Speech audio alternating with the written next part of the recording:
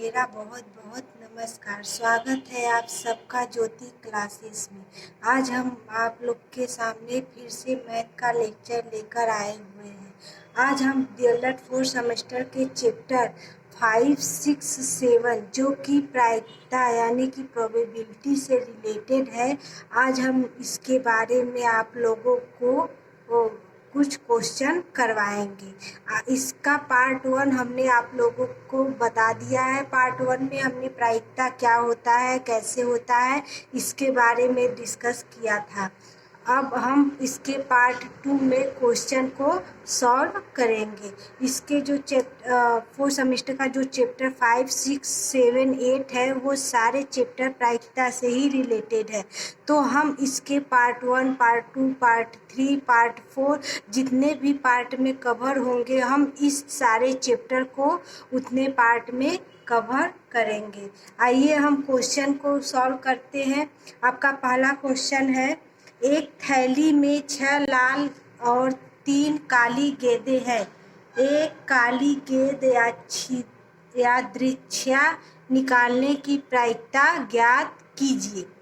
तो पहले जो हमें ज्ञात है उसको नोट कर लेते हैं। हमें क्या पता है, देखिए थैले में लाल गेंदों की कुल संख्या कितनी है, 6 लाल गेंद है। तो कितना हो गया, 6।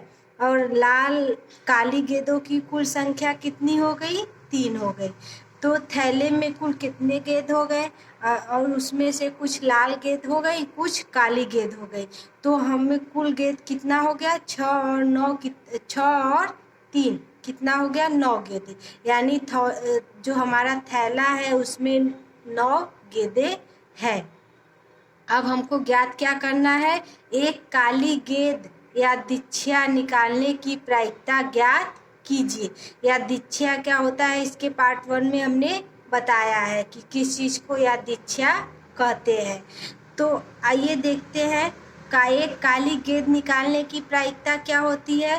फार्मूला के माध्यम से, थैले में कुल काली गेंद, हमें जो थैला मिला हुआ है उसमें कुल कितनी काली गेंदें हैं, उसको बटे कुल गेंदें।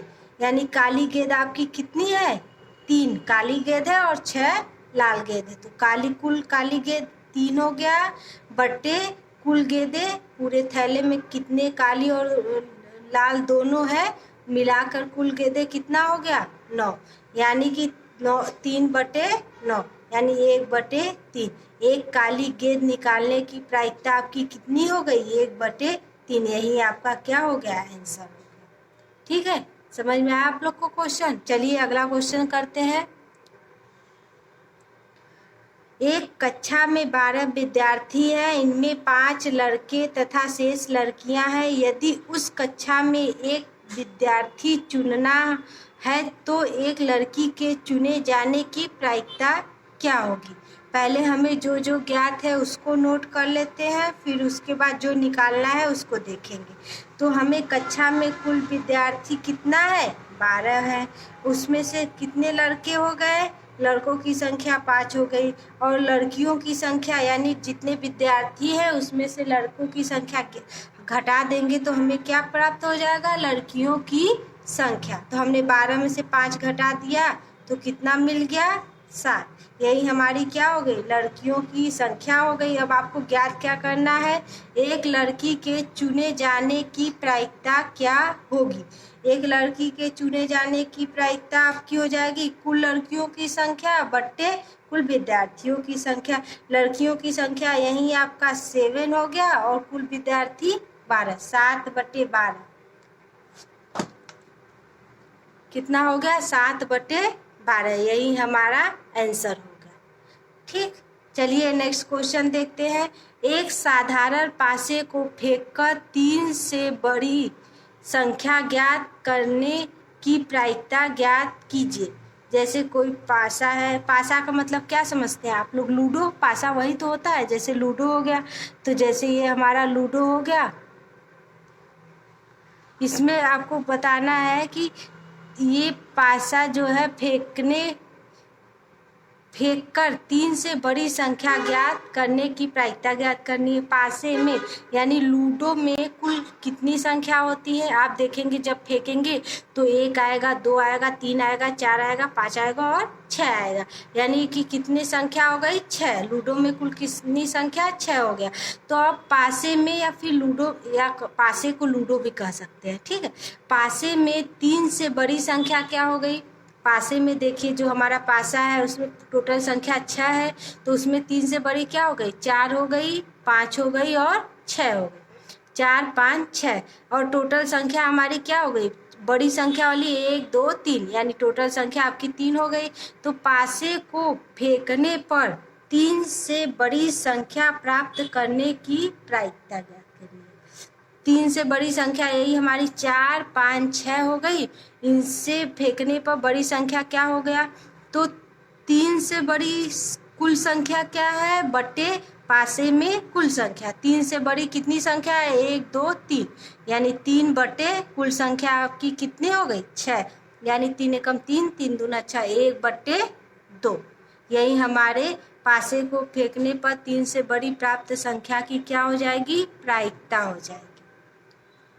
आइए नेक्स्ट क्वेश्चन देखते हैं। दो सिक्के को एक साथ 400 बार उछाला जाता है। जैसे कोई 2 सिक्का है उसको एक साथ 400 बार उछाला जाता है। 200 बार चित आता है, 200 बार उसमें से चित आता है, तब घटना के घटित होने की संभावना प्रतिशत में बताइए। जैसे हमारा ये कोई सिक्का है, इसका एक चित और एक पट है, तो जो चित आने की प्रायिकता, चित कितनी बार आ रहा है, 200 बार आ रहा है, ठीक है। तो अब कहा है कि घटना के घटित होने की प्रायिकता प्रतिशत में ज्ञात कीजिए। अब घटना के घटित होने की प्रायिकता होने की संभावना क्या हो सकती है, कितनी बार चित आ रहा है, 200 बार चित आ रहा है। कितने 100 में, 400 बार में, तो ये कट के 1/2, यही आपकी संभावना बन रही है। अब इसको परसेंटेज ज्ञात करना है, तो इसको ऐसे भी कर सकते हैं, डायरेक्ट 100 से मल्टीप्लाई भी कर सकते हैं। तो प्रतिशत बराबर 200 बटे 400 गुणे 100, कट गया, बराबर कितना परसेंट आ गया, यही आपका 50% आ गया, ठीक है। अब घटना के घटित होने की संभावना कितनी प्रतिशत है, 50% है। नहीं समझ में आया होगा ये क्वेश्चन। आइए इसी टाइप के एक और नए क्वेश्चन को देखते हैं। अब देखिए, जैसे 2 सिक्कों को उछाला, यानी 400 बार उछालते हैं, तो 2 चित 90 बार, एक चित 210 बार, कोई भी चित नहीं 100 बार। प्रत्येक घटना के घटित होने की प्रतिशत ज्ञात करना है। अब देखिए 2 चित जो है कितनी बार आ रहा है, 90 बार। 90 बार बटे टोटल कितनी बार उछालते हैं, 400 बार। 90 बार बटे 400 गुणे 100, तो हमारा क्या हो जाएगा, परसेंट ज्ञात हो जाएगा, ठीक। अब 22.5% आ गया। अब इसी तरह को इसमें का हमने नोट कर दिया है, केवल आपको सॉल्व करके बताना है कितना प्रतिशत होगा। ये आप कमेंट में करके इसका आंसर दीजिएगा, ठीक है। आइए नेक्स्ट क्वेश्चन देखते हैं।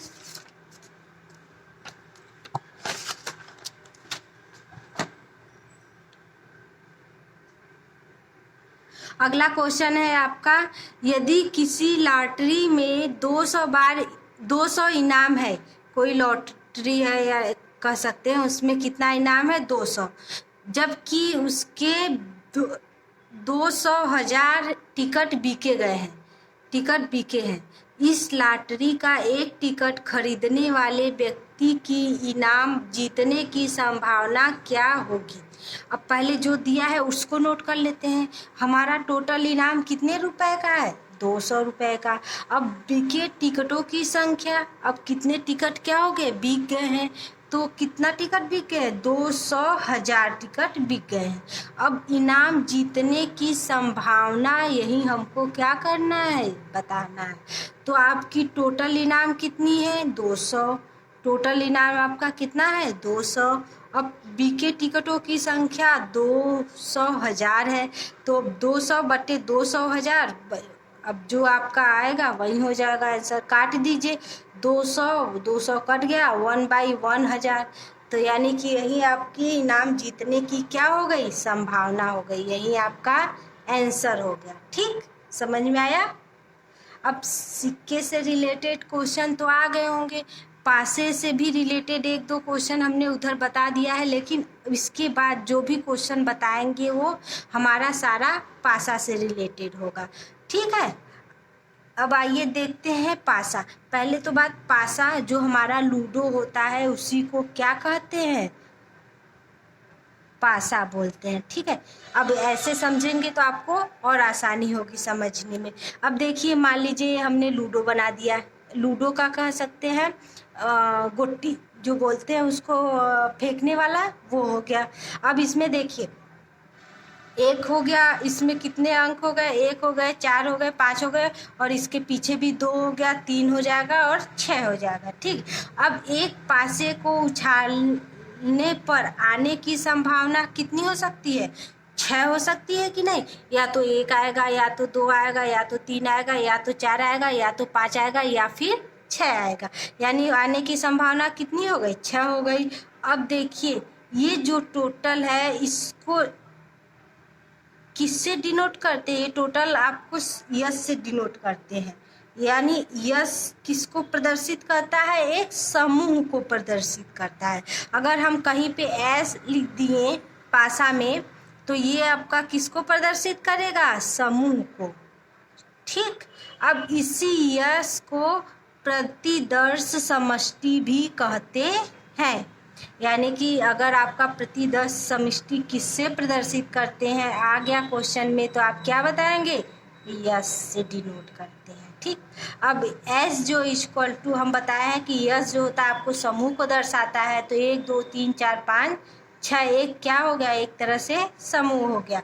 अब आ गया आपका क्वेश्चन, प्रत्येक घटना के, जैसे कि एक पासे को उछालने पर आने की संभावना कितनी है, 6 हो सकती है। अगर इसी के का क्वेश्चन कह दे कि प्रत्येक घटना के घटित होने की संभावना, जब भी आपका घटित होने की संभावना पूछे, आपका क्या हो जाएगा, 1/, टोटल संख्या, टोटल आपकी कितनी हो गई, 6 है, तो यानी 1/6 हो गया। आइए इससे रिलेटेड क्वेश्चन को करते हैं। अब पहला क्वेश्चन है, किसी पासे को उछालने पर किसी एक फलक के ऊपर आने की संभावना बताइए।